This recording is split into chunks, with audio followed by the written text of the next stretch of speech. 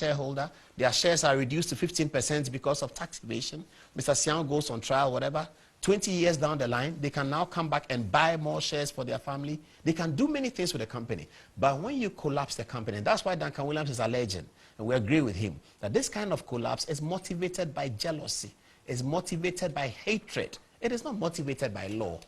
No, it's not motivated by law. It's motivated by a personal desire to see another Ghanaian who is succeeding fail. And we have to change that in this country. The generation of people who are listening to me, who are new generation, 30 years and above, you have to have a different mindset that this kind of evil will not be part of your story when you become the people who are leading Ghana 10 years, 12 years, 4 years, 5 years from now. This kind of story where Ghanaians go against themselves and because of a personal hatred for a man or a woman, they have to pull down his company. And then by the time we look around, there's no single Ghanaian company. Every company is Lebanese. The generations of people who are about 40 years old, those who are 36 to 40, maybe 34 to 40, you remember that when we were going to secondary school, you used to shop from a company called A-Life. It was owned by a certain guy, Japan or something like that. A-Life. Yes, they shut it down. For what reason? They said he took some money from Ghana Commercial Bank and the books were dodgy. So they, instead of arresting the man and prosecuting him, they shut down A-Life. And A-Life is gone. It was employing a lot of people. A-Life had cleverly occupied the retail space in Ghana. The import and export for lower upper middle class people was occupied by A-Life. People were leaving Dansoman to come to Teshinungwa to come and shop, to go to Wesley Girls, to go to Achimota, to go to Emprioso Secondary School, to go to Yasantua Secondary School. Every student who lived in Accra was going to A-Life. There was a queue there. And then what did he do? He put up entertainment at the car park because the queue was very long. So A-Life, when before secondary schools reopened, was like a jamboree. And suddenly they shut it down. Where is that business? Look around, you see. There's one near me here at Metro TV. It's gone to foreigners. The whole A-Life enterprise has gone to foreigners. The lines of A-Life's importation has been given to foreigners. And the foreigners take the money from every Ghanaian who goes to these shops. They exchange it and they take dollars and they send it back to their country. And then we cry that our city is crashing. Your city will crash. Because everything that has to do with the lifestyle of Ghanaians, we have given it to foreigners. Even when our people are in it, we want to pull it down and give it to foreigners. Zoomlion controls sanitation in Ghana. And there are people who want that to be given to foreigners. When Zoomlion takes his money, does he export the money? Go and look at what he's doing there. He's built another faculty for KNUST. Will a foreigner do that? Will a foreigner come in and hold a business and say that, Kwame Nkrumah University of Science and Technology, I want to build an institute of sanitation for you and build it? Why would he do that? If you are a Ghanaian and you are working in Sudan, will you do that? So, as Achampon said, let us give the commanding heights of our economy into the hands of Ghanaians. The reason why this is important is that it is a talent, you see. Not all of us can do it. I cannot do it. Not all of us can do it. The man who set up Metro TV, brilliant man, Talal Fatal, what he did, I cannot do. Many people cannot do. It's a talent. So when we identify these talents, we shouldn't chew them up. These are talents that are created by God, mixed in our society, so that they can create for all of us to share. We will all not be like them. They will be richer than us. And we have to start understanding that some people will be richer than us. Even if I'm Minister of Trade, Minister of Finance, and President, I will not be the richest person in the country as President. Donald Trump, rich as he is not the richest American. Presidency, Vice Presidency, Minister does not give you an equation to become the richest person. So some people will be richer.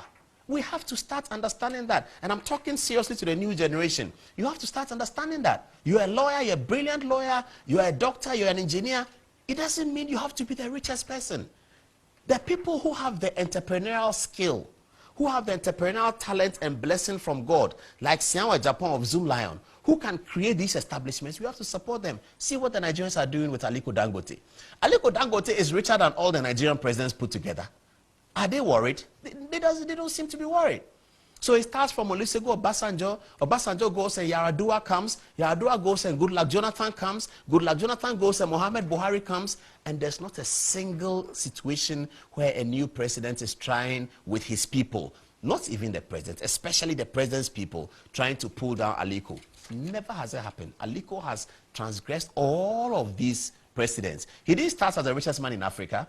He grew into becoming the richest man in Africa. He was allowed to do that because presidents come and they identify that Aliko is important to Nigeria. Aliko, how do you want us to help you?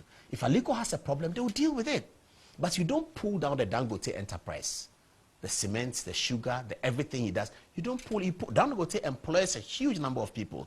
Ghana needs only 2 Dangotes to survive. We have had about 30 of them. Government after government, they throw them away. Starting from Rawlings. And he's the most guilty of this matter. J.J. Rawlings is the most guilty. J.J. Rawlings' regimes is the most guilty of this thing. I hope that he has regretted it by now. Because that was dastardly. Pull down every Ghanaian business because you are afraid that they are too strong to take you out of power.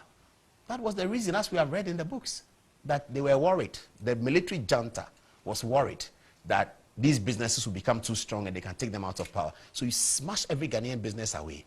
Then businesses started to grow again. And we are still doing it. And that's what the Archbishop is complaining about. So the solution is that we are not saying when Ghanaian companies do wrong, don't do anything about it. But don't pull the business down. Deal with the man, the person who committed the wrong, because the body corporate is not a human being. It is treated as a human being in some aspects of law, but generally the corporate is not a human being. Metro TV is not a human being. The actions of Metro TV are the actions of the managing director of Metro TV. You cannot hold the inanimate institution guilty. You can hold the human being who is the director, the chairman of the board, the managing director, the various directors, those whose signatures matter, those who knew that they should pay the tax and they didn't, those who circumvented the tax. You can hold them responsible, but you have to keep the institution of Metro TV. And if we have been doing that, by now, our city will be saved. Because if the commanding heights of the economy are in the heights of Ghanaians, if the commanding heights of the economy are in the hands of Ghanaians, like Buzia said and like Achampong actually implemented, sometimes we talk about Kutu Achampong in derogatory terms. But if you look at this aspect of Ghanaian life, Kutu Achampong should be given 5 stars, because he it was who became leader of the country and decided that we have to have Ghanaians holding the majority stake in our economy, and deliberately went out of his way to create them. B.A. Mensah, Siao, Boache Mattress. He created Ghanaian businesses and left them there. They were richer than him. Yes, they were always going to be richer than him, but that's not the point. So why should all of us be as rich as the businessman? The businessman has a lot to do, and he has showed entrepreneurial skill. And we have to recognize that God doesn't give that to everyone. So when it is identified, we have to protect it. When they start a small business, we can ignore them. But when a man passes through small business and becomes like Zoom Lion, and some people think that you should shut the company down and hand the assets over to a foreigner. I mean, can you imagine that? Do you know that right now the Attorney General is dealing with a case in which the assets of B.A. Mensah that has been given to a company whose name I will not mention at the Kaneshi industrial area, that company inherited all the assets of B.A. Mensah. The Attorney General has a matter before her now, where the B.A. Mensah lawyers are saying that return the assets to us. And the calculation will amaze you. It's over $30 million. It will shock you. The amount of assets that belong to B.A. Mensah's company, that for reasons of tax evasion, was taken away from him and given to a foreigner, that the foreigner should run it. Today, the people are claiming the money from the government of Ghana. It's such a huge judgment debt. I'm not sure how government is going to be able to pay. But that's the lot of us. And we have to change that.